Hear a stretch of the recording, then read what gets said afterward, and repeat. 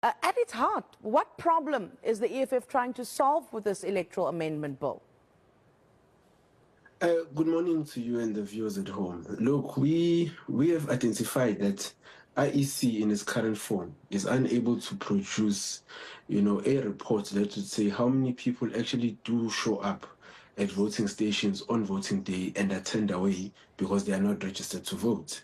And in the absence of that report, what we then have is that there's about 13.5 million people, close to 14 million people who are actually eligible to be on the voters' roll but are not registered to vote. So that's why then through the President and Commander-in-Chief of the EFF, we have written to the Speaker to then request that we are going to submit a private members' bills to ensure that everyone who then from the age of 16 is automatically registered into the voters' roll using the national population data.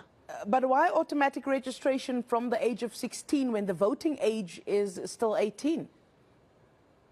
Yeah, look, you have to be proactive as government and try to deal with the backlog, because on the year of voting, there would be people that would have turned 16 but who are now of the age of voting and they're already on the voters' roll. And then you don't have this huge backlog that on the year of voting, you now have to register everyone else who's 18 years.